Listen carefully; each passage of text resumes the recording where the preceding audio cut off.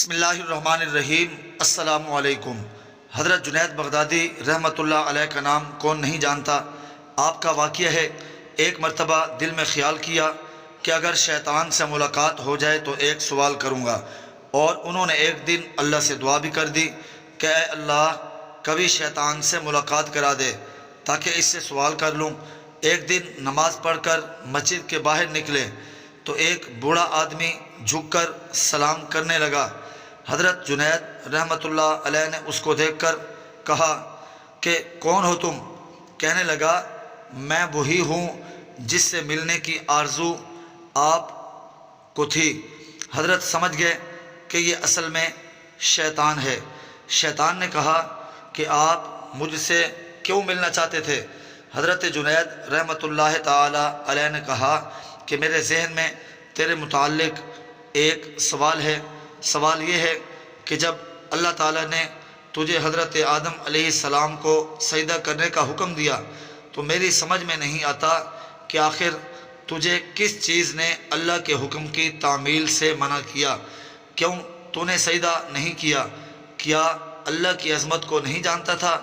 ارے تجھے اللہ کی معرفت حاصل تھی، اللہ تعالیٰ کی عظمتوں اور جلالتوں سے تو واقف تھا۔ اس قدر اللہ کی قربت رکھنے کے باوجود جب اللہ نے تجھے حکم دیا کہ آدم کو سجدہ کر تو نے آخر کیوں سجدہ نہیں کیا؟ اس پر شیطان کا جواب کیا تھا وہ سننے کے قابل ہے۔ اس کے جواب نے کچھ دیر کے لیے حضرت جنید رحمۃ اللہ تعالی علیہ کے ہوش اڑا دیے۔ اس نے کہا جنید، آپ جیسا توحید پرست آدمی اور یہ مشرکانہ سوال، آپ جیسا توحید پرست، ایک اللہ کو ماننے والا، ایک اللہ کی پوجا کرنے والا، اور آپ کے ذہن میں سوال آ رہا ہے مشرکانہ سوال کہ میں نے غیر اللہ کو سجدہ کیوں نہیں کیا؟ کہنے لگا کہ آدم تو غیر خدا تھے، خدا تو نہیں تھے، میں غیر اللہ کو کیوں سجدہ کر لیتا؟ آپ جیسا توحید پرست آدمی ایسا مشرکانہ سوال میرے سے کر رہا ہے، بڑے افسوس کی بات ہے۔ حضرت جنید رحمۃ اللہ تعالی علیہ کہتے ہیں کہ جب اس نے یہ بات مجھ سے کہی تو مجھے لگا کہ ہاں یہ تو ٹھیک کہہ رہا ہے، اور پھر تھوڑی دیر کے لیے مجھے ایسے معلوم ہوا کہ میرا ایمان سلب ہو رہا ہے۔ اس لیے میں سناٹے میں پڑ گیا، ہوش و حواس باقی نہ رہے۔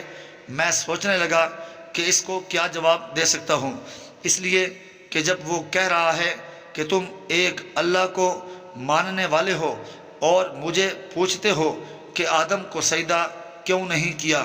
حضرت جنید رحمۃ اللہ کہتے ہیں کہ میرے ذہن میں جواب نہیں آیا، فوراً اللہ کی طرف سے الہام ہوا اور مجھ سے کہا گیا کہ اس سے یہ پوچھو کہ حکم دینے والا کون تھا۔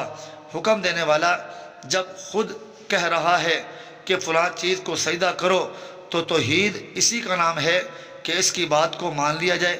حضرت جنید رحمۃ اللہ علیہ کہتے ہیں کہ اس الہام کے بعد میرا ایمان برقرار ہوا، ورنہ مجھے تو ایسے معلوم ہوا کہ میرے ایمان میں تزلزل پیدا ہو گیا ہے۔ بھائیو، یہ ہے شیطان کی مکاری اور عیاری۔ نہ ولیوں کو چھوڑا، نہ غوث و کتب ابدال کو چھوڑا، نہ انبیاء کرام علیہ الصلاۃ والتسلیم کو چھوڑا۔ غور کرو کہ شیطان باتوں اور چیزوں کو کس طرح مزین کرتے ہے اور گمراہ کرنے کی کوشش کرتا ہے۔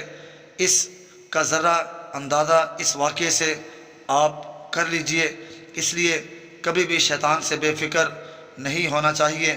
شیطان کی عیاری اور مکاری سے بسا اوقات انسان بے ایمان بھی ہو جاتا ہے، لیکن اسے خبر نہیں رہتی کہ میں بے ایمان ہو گیا ہوں۔ شیطان کفر کو مزین کر دیتا ہے۔